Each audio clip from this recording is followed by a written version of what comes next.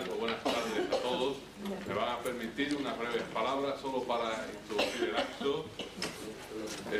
Y agradecerles su presencia aquí y especialmente darle la bienvenida en nombre del decano, don Miguel Gómez Oliver, que hoy no nos puede acompañar, esta vez por motivos de salud, no por motivos académicos como ocurre en otras ocasiones, pero me ha rogado esta mañana que en su nombre le diera la bienvenida una vez más a esta facultad, a la Soledad Carrasco, que va a ser hoy la protagonista de este nuevo acto del ciclo El intelectual y su memoria.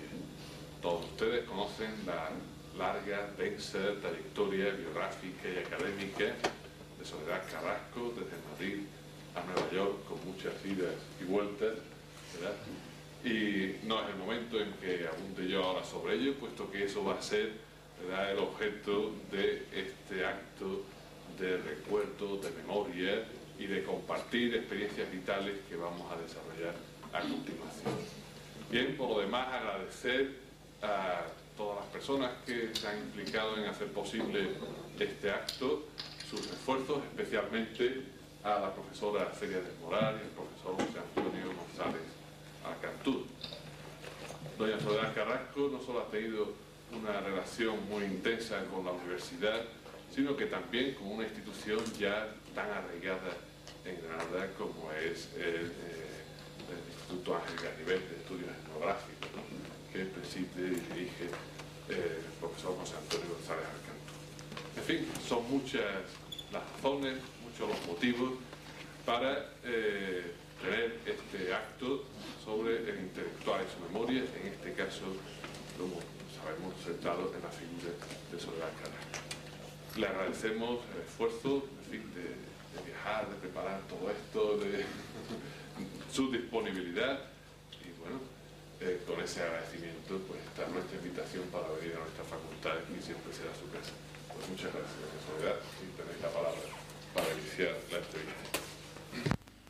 Muchísimas gracias al profesor Pérez Tapias, José Antonio Pérez Tapias, por la amable y amical presentación de la mesa, y agradecer a la facultad que haya acogido este acto dentro de este ciclo ya clásico que es el intelectual y su memoria, y que ha dado frutos pues muy importantes en una facultad, además de la raigambre local y universitaria como la Facultad de Filosofía y Letras de nuestra querida casa.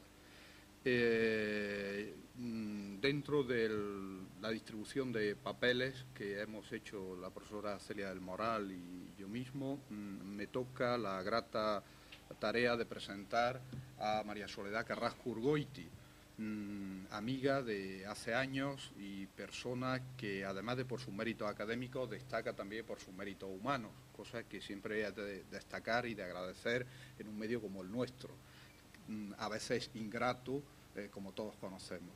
De tal manera que la profesora Soledad Carrasco Urgoiti, su trayectoria biográfica se inicia en Madrid, ella es madrileña de nacimiento, y sin embargo su vida ha estado distribuida por otras dos ciudades, además de Madrid, donde sigue teniendo casa y está grandemente enraizada por motivos familiares. Casa en Nueva York, donde podríamos decir que emigró en los años 40, huyendo en cierta forma, y yo esto en fin, creo que es una expresión un poco cargada de significado del clima gris de la sociedad de la época, de la sociedad española.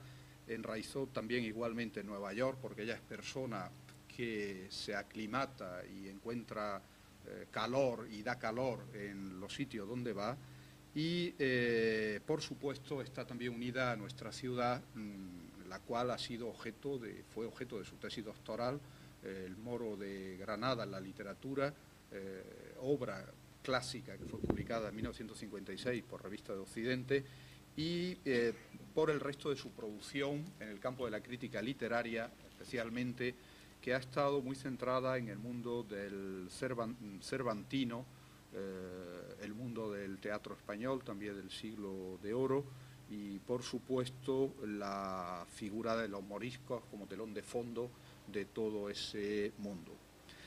Ella es profesora emérita del Hunter College de la Universidad de Nueva York, donde ejerció su docencia hasta 1984, en que se jubiló anticipadamente.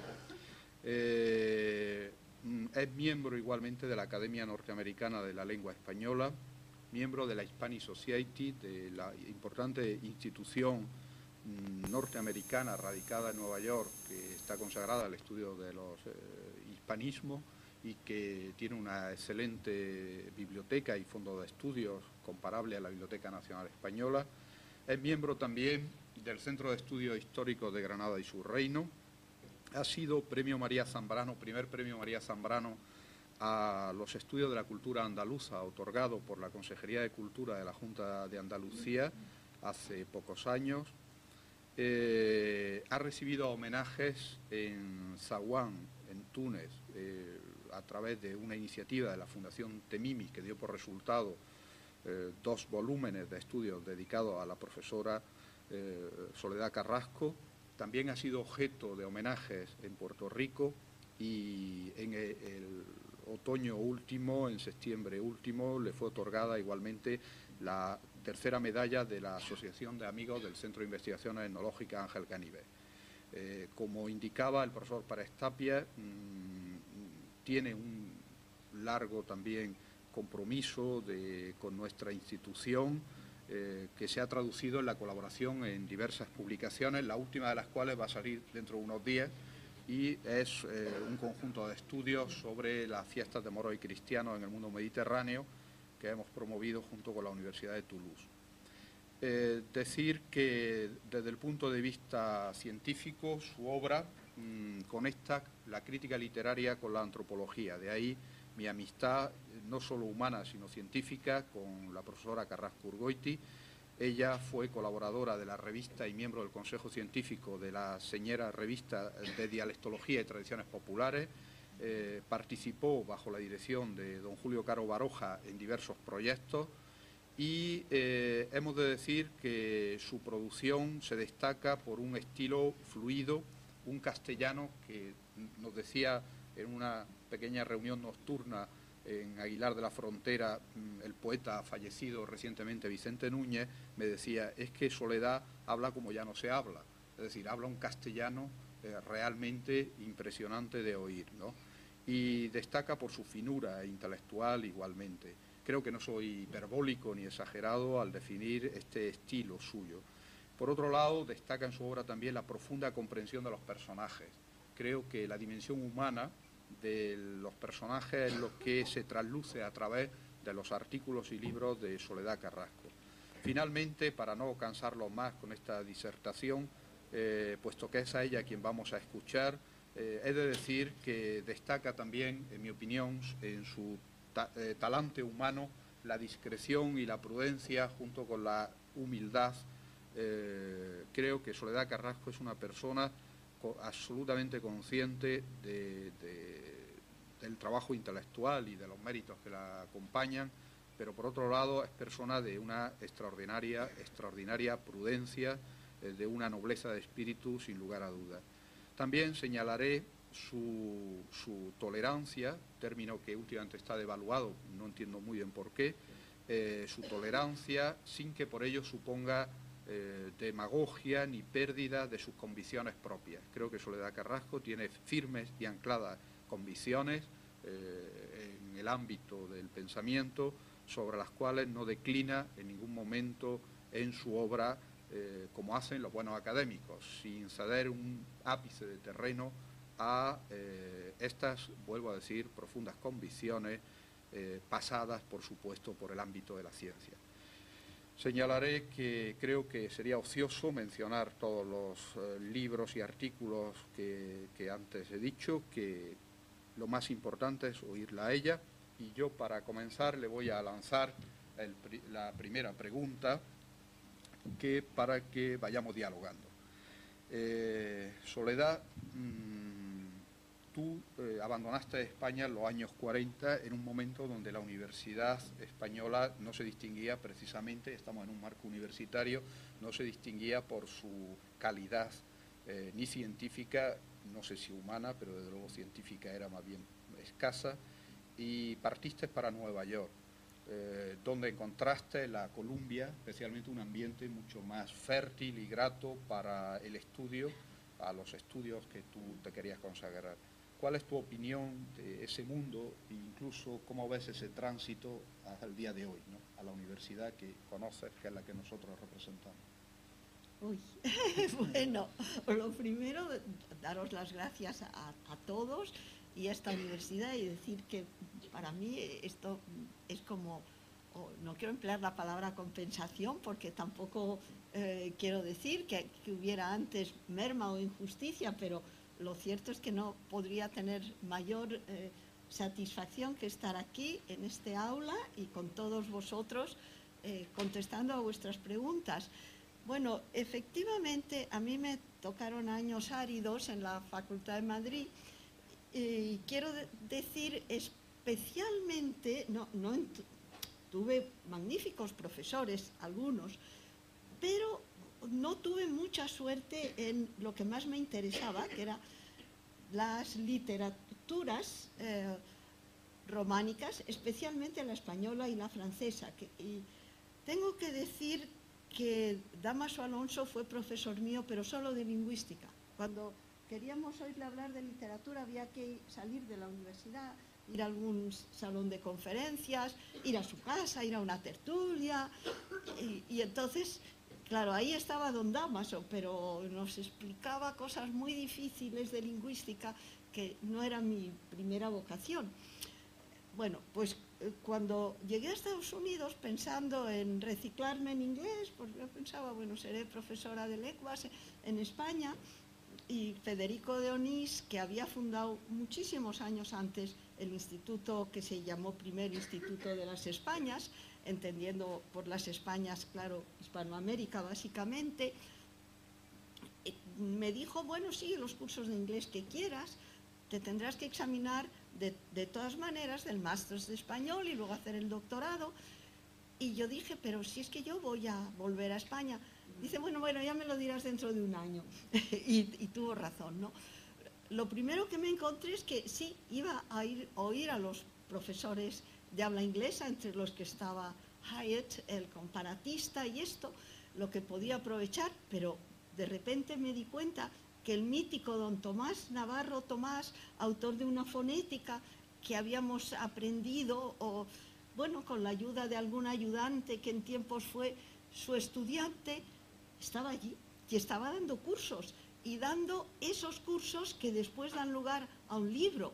Entonces yo tuve la oportunidad de ser alumna en un curso de métrica española, que fue una investigación maravillosa que dio lugar a después ese libro de métrica española que yo sigo consultando continuamente. Esa es una experiencia como estudiante que yo confío en que ustedes aquí la tengan, porque maestros tienen para ello, que es extraordinaria. Es sentirse uno no exactamente colaborador, pero un poco conejillo de indias de un maestro y al mismo tiempo su ayudante. Doy ese ejemplo de don Tomás, había otros, luego la apertura hacia lo hispanoamericano, que parecía que en nuestro departamento no existiera, la literatura hispanoamericana.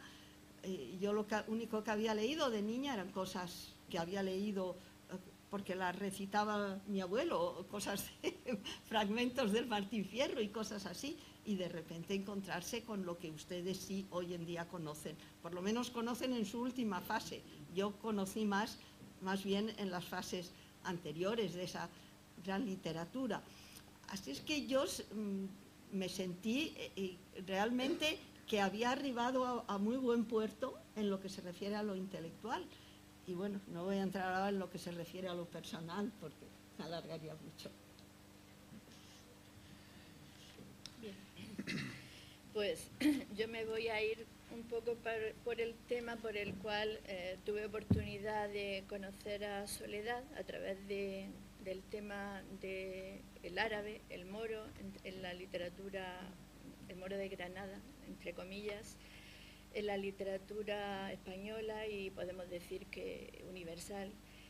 Y quería preguntarle en primer lugar qué motivos te llevaron a elegir este tema, por qué lo elegiste, que fue, supongo, tu tesis doctoral, que luego se plasmó en ese espléndido libro que, bueno, la mayoría de vosotros conocéis, que ya es un clásico para la imagen del moro de Granada en la literatura.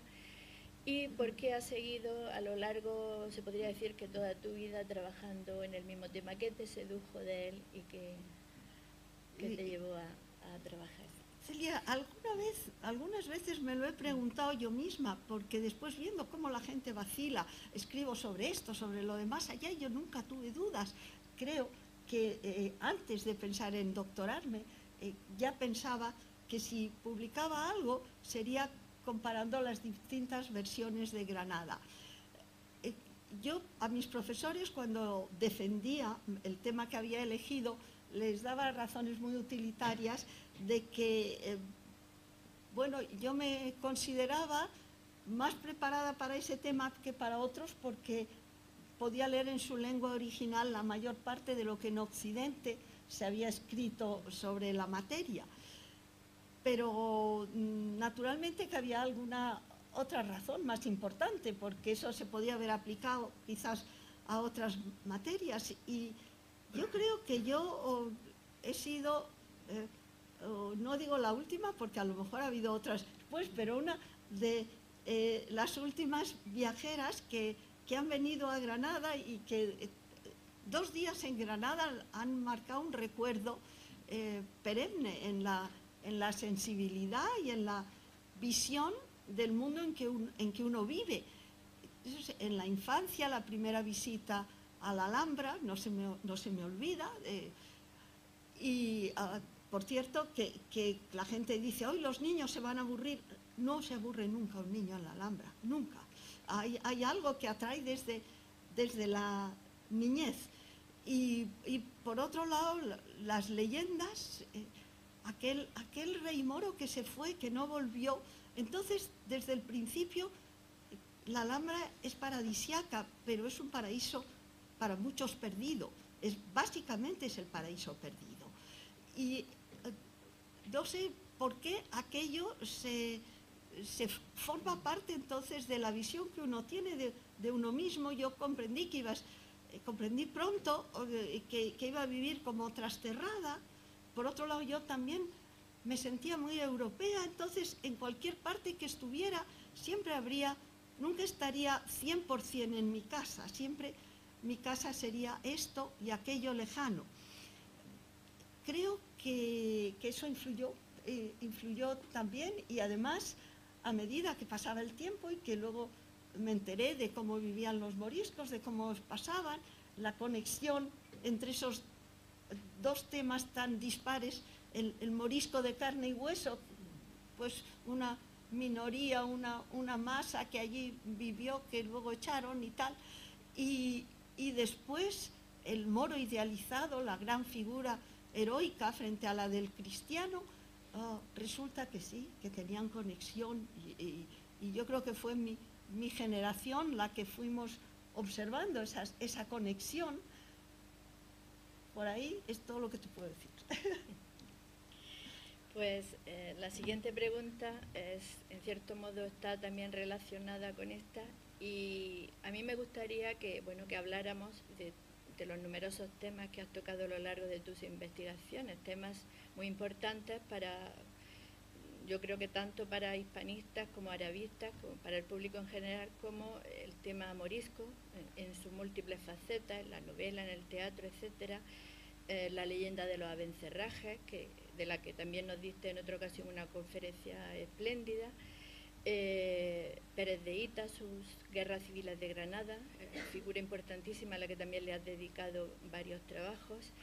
Las fiestas de moros y cristianos, el tema de la cautiva, etcétera. Pero claro, evidentemente no podemos hablar de todos ellos porque el tiempo no lo impediría. Entonces me gustaría que de todos esos temas, nos dijeras con cuál te sientes, no sé si hasta cierto punto identificada o más identificada, y también unos temas que tú has tratado a lo largo de todos estos trabajos, que es la idea de frontera el personaje fronterizo que está media entre dos culturas, el mestizaje cultural. ¿Con cuál tema te quedaría o con cuáles temas te quedarías si pudieras elegir?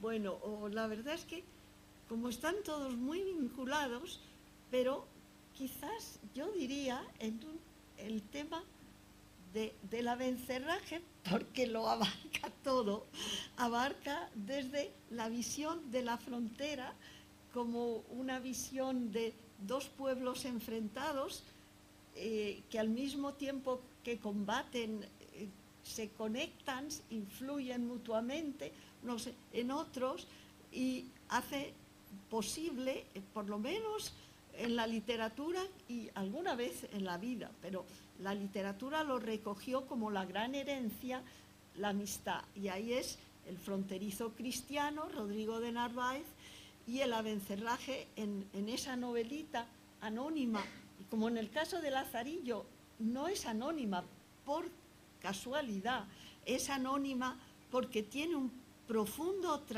trasfondo que a mediados del 16 era quizás incómodo para su autor,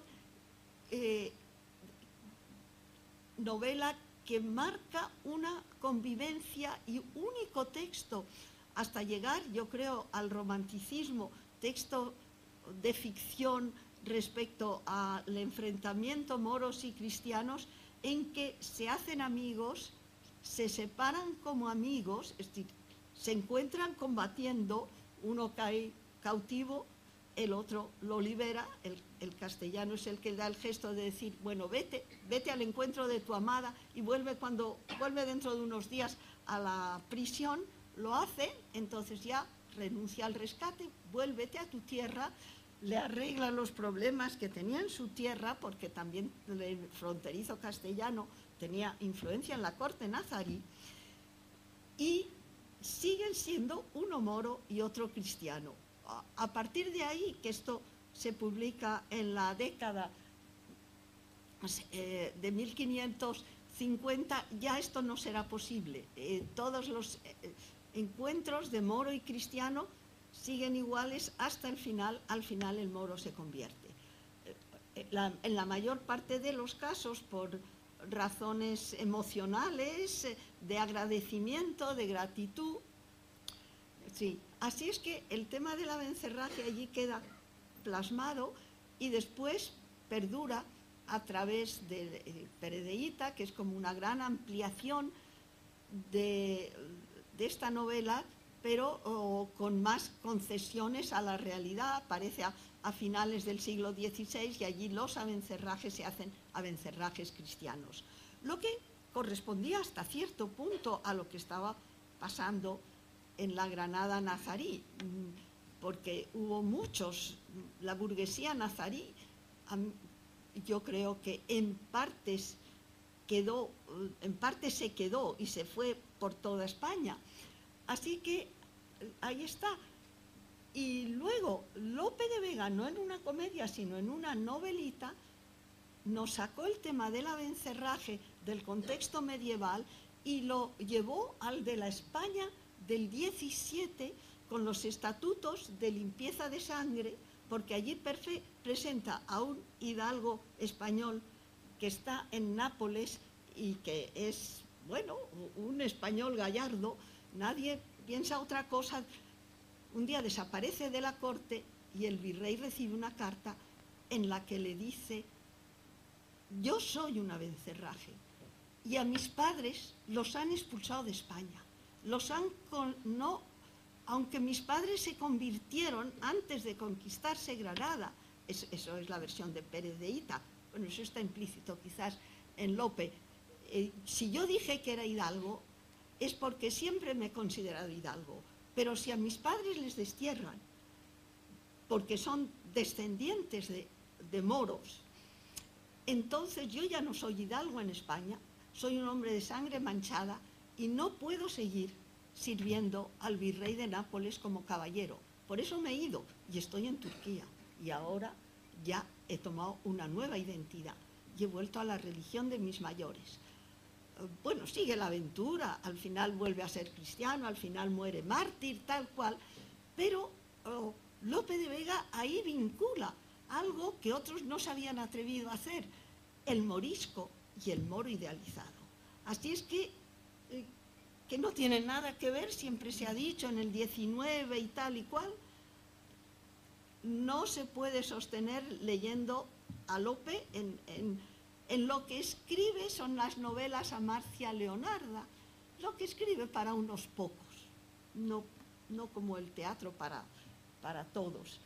Y después de esto, el abencerraje ya en el romanticismo se convierte en el exilado que vuelve. Le dernier abencerrage de Chateaubriand es la historia de un joven nacido en el norte de África que viene en peregrinación a Granada a ver la tierra de sus padres y se enamora de una cristiana y bueno, y al final se separan, claro, voluntariamente se separan. Para Chateaubriand no había una unión posible, aunque sí una reconciliación, y por tanto el abencerraje es lo que elegiría. Y perdón por haberme extendido tanto. Yo creo que, como veo que vamos bien de tiempo, voy a introducir una pregunta que no estaba prevista y es para ti. Entonces, ¿el Mediterráneo es una frontera líquida donde siempre han estado circulando personas en un sentido o en otro? ¿O es una frontera, tal como sostenía Brodel, o es una frontera prohibida, como sostenía Andrew Hesse, sobre donde se han alzado unos muros que no se pueden traspasar? Bueno, evidentemente las dos cosas, pero yo lo que sostengo es que el espíritu de la frontera contra Granada, de Castilla, o como decían, en el siglo XVI cruza el estrecho y encontramos una situación, bueno, no equivalente, pero con semejanzas entre los españoles que defienden lo que llamaban los presidios, o sea, los enclaves españoles del norte de África, que se defendían sobre todo en relación con la lucha marítima contra el Imperio Otomano y, por supuesto, también toda Berbería. Y por lo tanto, entre enemigos, los españoles estaban asediados, lo pasaban fatal. Ya sabemos el sitio de Orán, las dificultades de mantener esos enclaves. Pero, por otro lado, nos encontramos con que Cervantes escribe un drama que quizás no se publicó en sus tiempos, El Gallardo Español. El Gallardo Español es un defensor de Orán que un día recibe un desafío de un moro que le reta, pero no le reta por razones de guerra, sino privadas, digamos, y claro, no salgas, terminantemente prohibido. ¿Cómo vais a estar jugando aquí los soldados que defienden a Orán en plan deportivo, respondiendo a estos retos? Y él la noche salta a la muralla, se va y vive una temporadita en un aduar y se viste de moro y empieza a cundir en Orán la cosa de que se ha vuelto moro.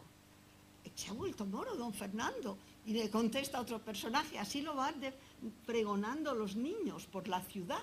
O sea que hay cantares sobre un español de Orán que es medio moro, medio cristiano.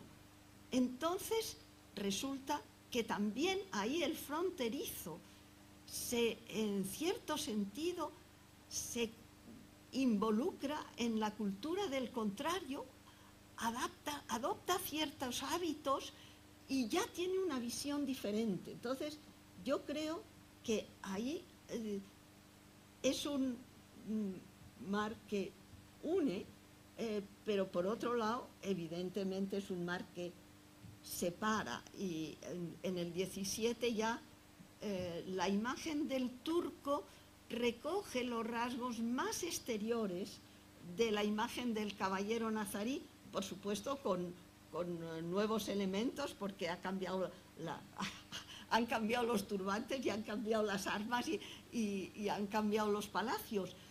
Pero hay una contaminación hacia la figura del turco, pero superficial. Básicamente, el turco, sobre todo, es el enemigo, es el poder que amenaza. Y eso se nota y se registra en toda la literatura, aunque en algunos casos con una cosa de aproximación. Ahora, sin embargo, el berberisco, el moro de Allende, tiene más aproximaciones en la visión del castellano a sí mismo. ¿Es eso lo que quería? Sí, no, era desglosar un poquito, con perdón. Pues cambiando de frontera,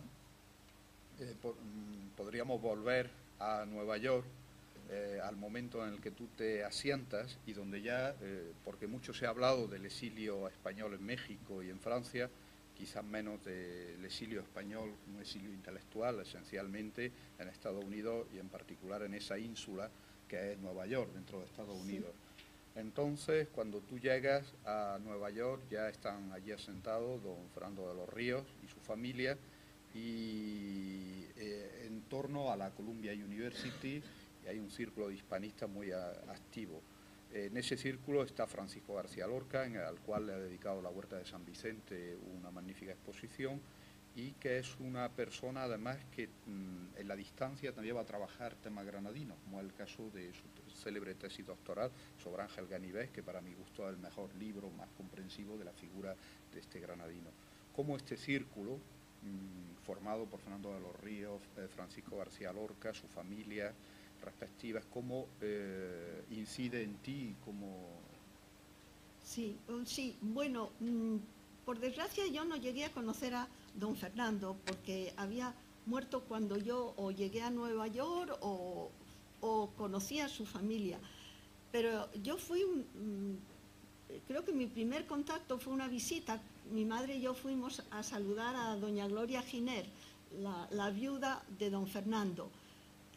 Y yo me encontré allí, desde luego, con un pequeño núcleo de España, de la mejor España, representada en 3 generaciones, en que doña Gloria era la intermedia, la viuda de don Fernando, porque ellos tenían viviendo a sus 2 abuelas, doña Laura y doña Fernanda, 2 señoras nonogenarias viviendo en Nueva York, eso sí, en un piso precioso con una vista espléndida sobre el Hudson, y luego el matrimonio joven, que eran Laura de los Ríos y Francisco García Lorca.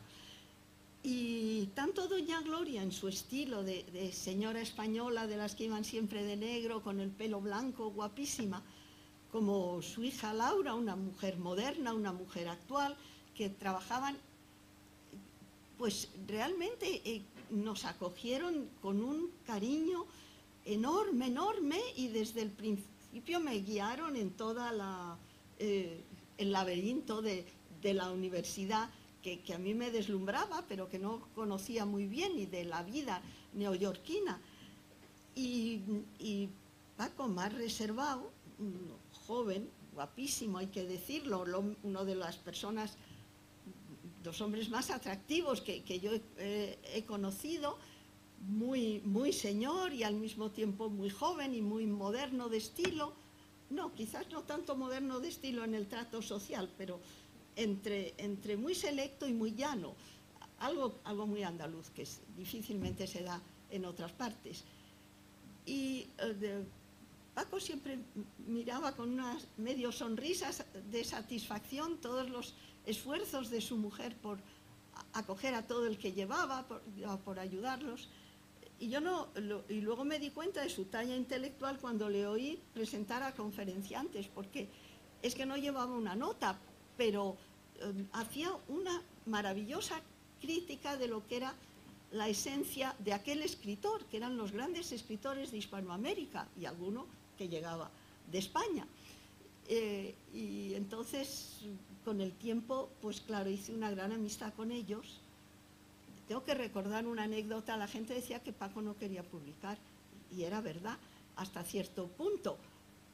Pero él escribía, y una vez dio una conferencia ante un público, bueno, relativamente, digamos, sin pretensiones ninguna. Los profesores de español de secundaria le invitaron a dar una conferencia, y un sábado por la mañana yo me enteré y fui con algunas amigas, y nos encontramos con esa maravilla del análisis de la monja gitana.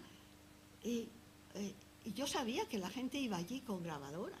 Iban con grabadoras para después tener un ejemplo de español bien hablado. Y lo que hice después de la conferencia es presentarme en su casa y decir: pero Paco, ¿cómo es posible que una cosa que no has publicado la divulgues ante un público que sí la aprecia de una manera intuitiva, pero que igual le da salida como tú menos puedes creer? Tienes que publicarlo, tienes que publicarlo. Y Laura decía: sigue. Y bueno, afortunadamente el estudio no se ha perdido, pero tardó muchísimo en ver la luz. A todas estas, bueno, ya a partir de ahí, lo que tengo que decir es que los íntimos amigos de ellos comprendían a personas ilustres y poco conocidas, como Fernando Texidor, un escultor que hay obra suya en Central Park y que hacía las decoraciones de obras muy importantes entonces. Ernesto Guerra Dacal, que era un hombre de muchísimo talento y escribió un libro sobre esa de Queiroz impresionante. Su mujer Margarita Ucelay, inteligentísima, que hizo el primer trabajo científico de los españoles pintados por sí mismo, una obra costumbrista importante. Y naturalmente Paco y Laura. Francisco García Lorca estaba escribiendo entonces su libro sobre Ganivet, y Laura trabajaba sobre momentos líricos en el Teatro de Lope, y aquello era...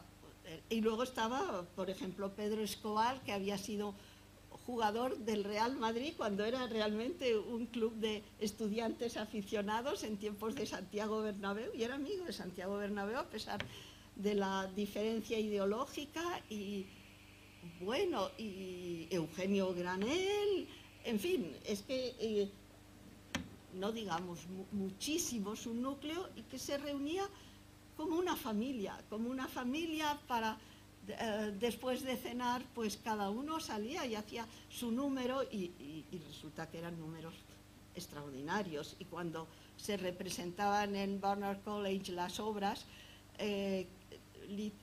dramáticas que fuera, a los que asistíamos de público y a veces un poco colaborando, nos impide ir a un teatro de profesionales a oír teatro clásico, porque si les oías a ellos leer un texto de Lope y Calderón, ya no podías oír a una persona que no lo dijera desde una comprensión total del texto. Y continuando con tu ambiente familiar, creo que debemos volver hacia atrás al Madrid de los años 30 y a la figura de tu abuelo, Nicolás María de Urgoiti, que, como es bien conocido, fue un empresario modélico en España, en cuanto que como máximo y mayor accionista de Papelera Española, como tú has manifestado muchas veces, quiso convertir el papel, hacer no solamente papel, sino con ese papel fabricar libros. Y ahí pues hay que destacar, para quien no lo conozca entre el público, su dirección y fundación, la fundación y empresarial del diario El Sol, donde escribieron los mejores escritores y pensadores del 27, y la fundación igualmente de la editorial Calpe, que son dos hitos y dos momentos importantes dentro de la producción periodística y editorial española. Dinos o háblanos de tu abuelo, de Nicolás María de Urgoiti, que tú te educaste con él, y de ese ambiente que conociste en el Madrid previo a la Guerra Civil.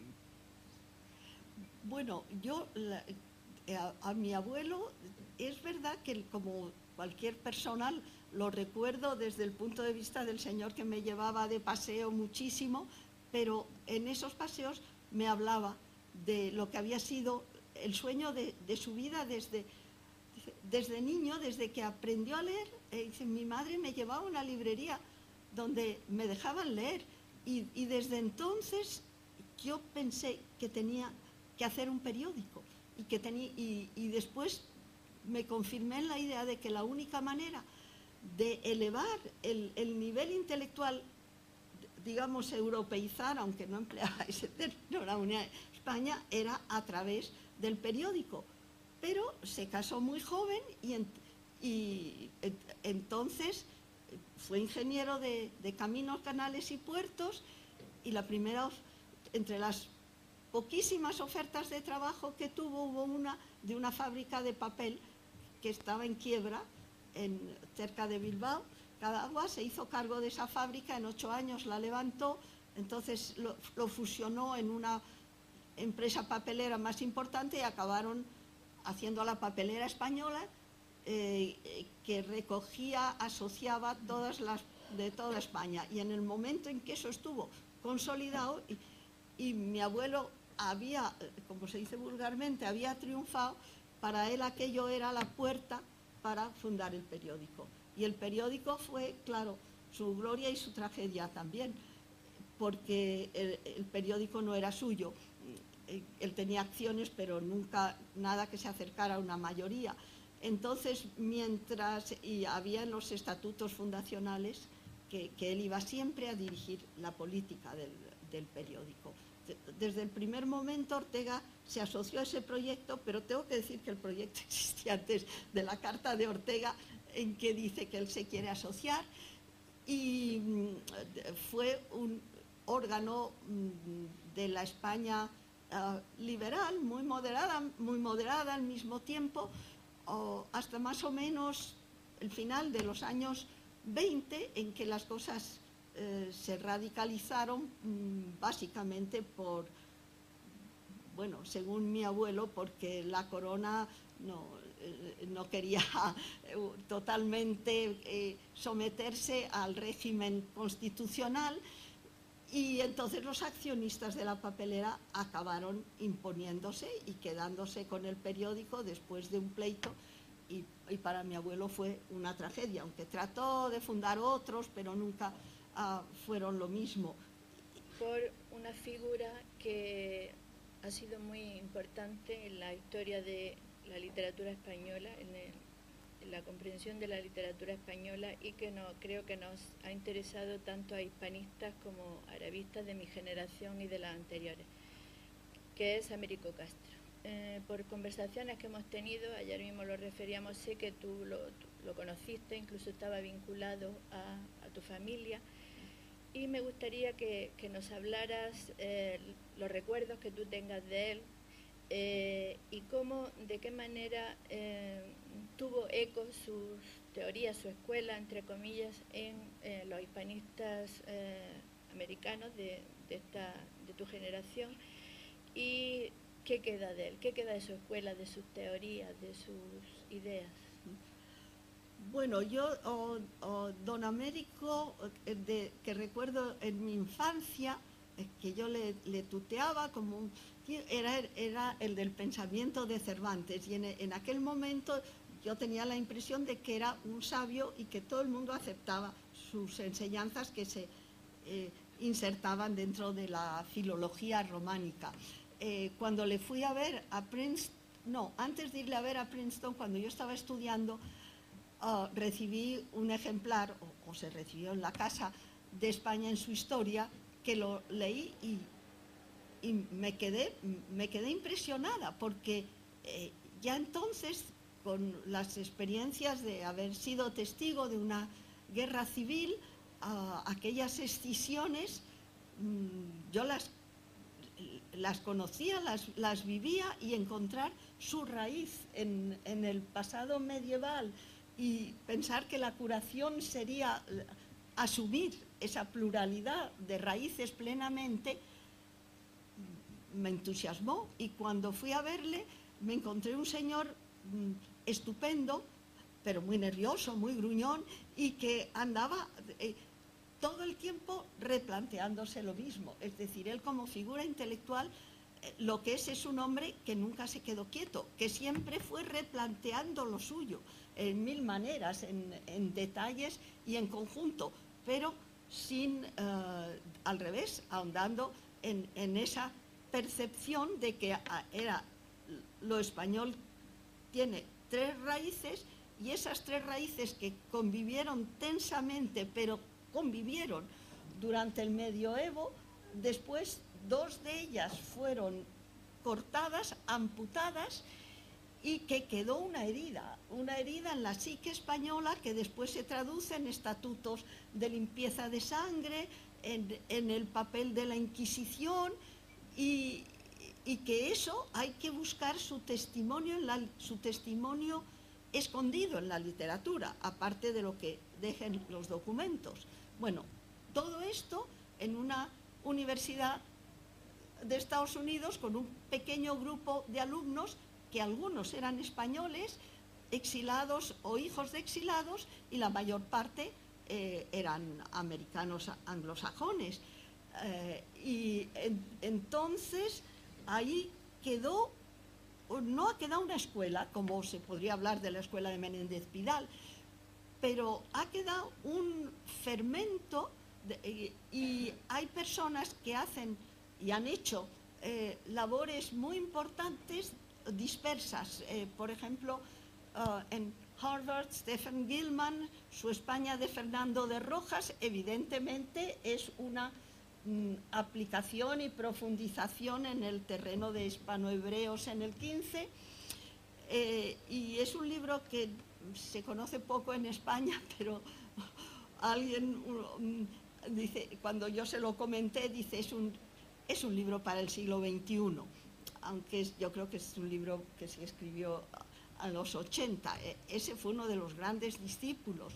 Otros hacen puro arabismo, como James Monroe, chileno, aunque no lo crean ustedes, con ese nombre y apellido, que hace arabismo con especialización, creo que más bien hacia el Medio Oriente que hacia el Andalus.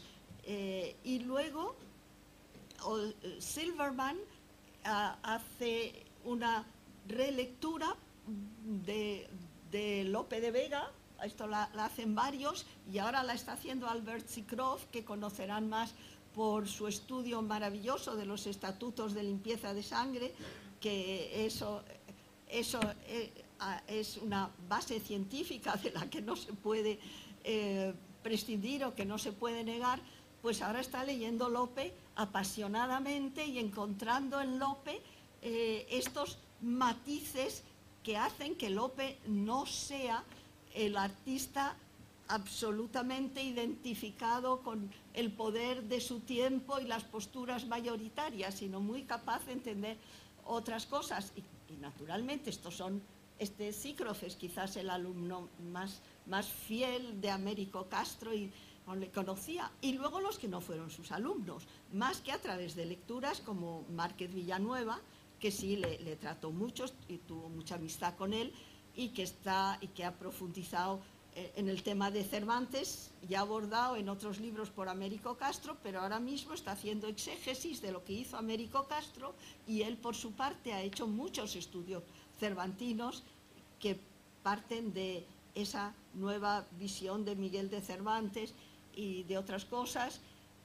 Y luego esto se prolonga, por ejemplo, en el grupo de Puerto Rico, que son como las nietas, porque allí las figuras principales son dos mujeres, Luce López Baralt y María Teresa Narváez, con mucho interés en los estudios sobre los moriscos, en lo aljamiado, que lo ven de un punto de vista literario, lo estudian mucho más desde un punto de vista literario que de un punto de vista lingüístico, con lo cual lo hacen muy atractivo, ¿no?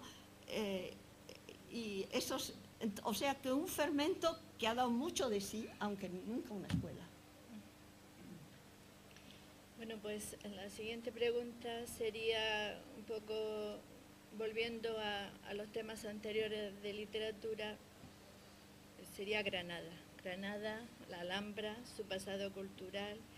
Y me gustaría que, bueno, que nos dijeras que, aunque ya algo nos has adelantado antes, qué ha significado por una parte en tu obra y también cuál es la imagen que, cómo ves tú la imagen que se ha transmitido de Granada y todo y su cultura en la literatura española o, bueno, yendo un poco fuera de las fronteras, en la europea y en americana, ¿no? Washington Irving, Chateaubriand, etcétera. Bueno, esto es, claro, es un poco difícil porque no se puede prescindir de nada, no se puede prescindir de la naturaleza. Todo esto no sería lo mismo si Granada no estuviera ubicada donde está. Y no sería lo mismo si no se hubieran conservado los palacios nazarís y tantas otras cosas, incluso la Granada cristiana. Así que el tirón que recibe el viajero en Granada es múltiple. Y esa nueva visión, es decir, Granada desde fuera, ya sin tener en cuenta ni los moriscos ni todo lo que hemos tratado hasta ahora, empieza en el siglo XVIII, pero hay que decir que empieza con granadinos también, y la verdad es que mis estudios en eso han sido por el estímulo que no me han dejado parar José Antonio y sus colegas en el Ganivet, y he tenido que acercarme a Granada desde otros puntos de vista. Y en el siglo XVIII hay unos paseos por Granada del padre Echeverría, en que hay un granadino y hay un forastero, en que está formulado tanto los mitos de los abencerrajes como las visiones nuevas de Granada, paseos, ¿verdad? Después empiezan a venir, bueno, empiezan a venir algunos muy pronto, pero ya básicamente desde principios del XIX, europeos y americanos del norte, los ingleses, por ejemplo, pues como final de su educación tenían que hacer un viaje por Europa, y casi siempre ese viaje era Francia y Italia. Entonces los primeros que vienen a España se encuentran un país bueno, menos avanzado, muy poco confortable, muy abrupto, y les impresiona mucho, y cuando llegan a Granada se encuentran con la España árabe y empiezan a reconstruirla imaginativamente. Te dicen que estuvieron, yo no sé hasta qué punto es verdad, una semana Théophile Gautier en la Alhambra, cuando la Alhambra era más o menos tierra de nadie, estaba llena de vagabundos, y que él se instala por las buenas. Otros ya vienen con que el gobernador de la Alhambra les cede unas habitaciones, como Washington Irving, de las más modernas, pero conviven con esa población rústica de Granada, en que, en fin, por otro lado es muy divertido, tiene todos los prejuicios que se pueda tener, porque el que llama rey de la Alhambra Washington Irving, que es un pobre hombre muy intuitivo, muy sabio, muy ignorante, en un momento dado dice que él es cristiano viejo y que desciende del cardenal Cisneros. Así que conviven allí de una manera residuos, ¿no?, de la mentalidad del 17, pero están más o menos los palacios más o menos en ruinas, que les da mayor encanto si cabe, y de ahí van pasando poco a poco a la literatura, y sobre todo vuelven a la imagen de Boabdil. Boabdil se convierte en el eje, y se convierte en el eje en el sentido de claro, el rey exilado, el rey que pierde el reino, y sobre eso gira todo un mundo literario. Se hacen estudios sobre los moriscos, entonces también emergen los moriscos, y se va creando toda una mitología granatense. El tópico también, ¿no? Sí, hay tópicos, hay historia, hay el recuerdo subjetivo de la visita a Granada, porque todos, hasta Hans Christian Andersen, estuvo en Granada y dejó una página espléndida. No sé si te he contestado, Sí, pero he intentado.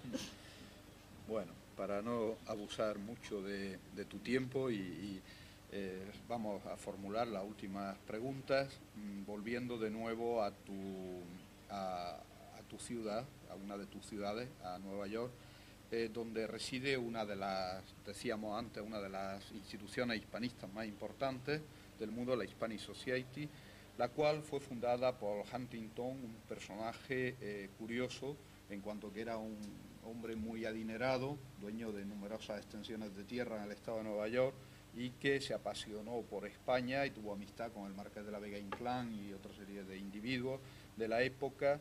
Y a mí me llama la atención, quizás tú como miembro de la Hispanic Society nos puedas dar una impresión sobre el hispanismo antiguo y moderno en Norteamérica, que los hispanistas suelen tener como una especie de alma dividida, como los arabistas. Por un lado, aman su objeto de estudio. Yo pienso que Huntington es una figura que puede, y su señora, indicarnos ese camino, y por otro lado, sin embargo, parece que no se reconocen plenamente en su objeto de estudio. ¿Cómo ves tú esto antes y ahora? Bueno, al principio lo que pasa es que llegan a lo español a través de lo francés, porque cuando la Universidad de Harvard decide que hay que crear una cátedra de español, recurre a un profesor de francés, porque tengo que decir que los hispanistas de primera generación eran en Estados Unidos, eran anglosajones básicamente, y le dice, tienes que aprender español y educarte. Y entonces Ticknor, que luego es el autor del primer manual de literatura española, creo, o uno de los primeros, empieza a estudiar español y hace un viaje y viene a Granada, y es lo que más le impresiona. Tiene en su correspondencia alguna página maravillosa y muy anterior a las de otros viajeros. Entonces yo creo que en el caso de Ticknor fue una aceptación cada vez mayor de la literatura española, de sus valores, y bueno, tuvo algunas lagunas, pero también las tenían en su apreciación todas las personas de su tiempo. Ahora, quizás lo veía un poco como extranjero. Hubo una cosa muy afortunada, es que en Londres conoció a Pascual de Gayangos, que trabajaba allí en la biblioteca del British Museum, y entonces le encargó que fuera él quien adquiriese los textos que debía haber en un centro de hispanismo fuera de España, y Gallardos fue comprando de viejo la Intemerata, ¿no? y mandándolo pues yo creo que a Harvard básicamente. Por otro lado, también cuando los españoles no valoraban tanto su pasado, hubo muchos libreros europeos que vinieron a España y compraron infinidad de fondos. Los de la Hispanic Society tienen a gala, no sé hasta qué punto se puede probar, que ellos compraron fuera de España su colección, que es extraordinaria, que la compraron fuera de España. Claro, que luego está el membrete del Marqués de Jerez de los Caballeros, y dicen que al Marqués se lo compró un librero francés que se lo vendió después a Huntington. Yo no pondría la mano en el fuego, pero, en fin, es cierto que muchos de esos libros se hubieran quizás perdido si no hubieran ido a parar, y que también han dado lugar allí a todo de estudio. Entonces Huntington no se identificaba con lo español, le interesaba. Yo creo que hay esa mezcla. Y eso se puede extender a otros muchos de su generación. Sobre todo no se identificaban con la España de su tiempo. Para ellos España era una civilización que había caducado, ¿no? Eso cambió muchísimo después con las generaciones más jóvenes, que todas venían a España, que se educaban en España y que ya encontraron en España sus maestros, digamos, de Menéndez Pidal para abajo, ¿no? Y los hispanistas más jóvenes anglosajones hoy son españoles de adopción, vamos, absolutamente, apasionadamente. No hay muchísimos, pero hay. Bueno, y la última pregunta, que también estaba un poco fuera de programa y un tanto más banal, pero no creo que lo sea tanto. ¿Cómo observas tú Nueva York? Tú hiciste unas declaraciones al diario El País que comparaste la Granada sí fue del País. Granada, sí, el País de Andalucía. Cuando se te concedió el premio María Zambrano, sí, exactamente. Que comparabas, además una frase muy afortunada, el Nueva York actual era previo al 11 de septiembre, por supuesto, con la Granada del siglo XV, es decir, como una frontera cultural. Entonces, precisamente a posteriori vinieron estos lamentables acontecimientos del 11 de septiembre, como tú, como ciudadana, que eres norteamericana y como persona que vive en Riverside, que es un sitio muy destacado de Nueva York, ¿qué modificaciones has observado en la calle? No se trata, por tanto, de una pregunta de orden intelectual, sino vivencial. Claro, ¿no? Claro. Yo no estaba allí y yo me vine a España como el 8 de septiembre y volví cuando lo tenía previsto a mediados de noviembre. No cambié entonces, como no cambié, mi calendario va por libre. Habíamos tenido una comida de un congreso internacional de hispanistas, no sé si Agustín de la Granja estaba allí o no, en un restaurante de las Torres Gemelas. Me acuerdo de una peruana que trabajaba allí y de los camareros que eran de todos lados. Bueno, después del 11 de septiembre se me quedó aquello clavado. Tengo que decir que yo me mantuve en correspondencia telefónica con mis amigos de Nueva York de una manera bastante continua entonces, y a mí tengo que agradecer que creo que no hay una persona que me conociera que en esos días no me llamara para cerciorarse de dónde estaba yo. Alguno me dijo, como no contestabas en Nueva York, suponíamos que estabas en Madrid. Fue una conmoción horrible para toda la ciudad. Amigos que vivían muy cerca decían, sigue el olor en el centro de la ciudad. Entonces, los que estaban allí, y los jóvenes especialmente, los que vivían por el Village y por todo esto. Eso por un lado. Por otro lado, cuando yo volví, claro, fui a la zona cero, todavía salía humo, todavía había bomberos, todavía había mucho temor. Ha habido una reacción que a mí me gustó, aunque tiene una contrapartida que no me gusta. La reacción es de unir a todos los neoyorquinos. El alcalde Giuliani, con todos sus méritos, se había ganado la terrible antipatía de lo que se llaman las minorías, de todas las etnias, negros, dominicanos, todo, porque consiguió el orden en la ciudad fomentando la brutalidad en la policía, así dicho con dos palabras. Entonces era una ciudad muy dividida y eso terminó el 11 de septiembre. Cuando yo volví ya nadie criticaba a Giuliani, todo el mundo hablaba bien de él. La bandera americana estaba en la casa de los negros igual que en la de los blancos, todavía quedaban algunos, y aunque la verdad Nueva York nunca fue propiamente una ciudad de etnias muy divididas, otros lugares de los...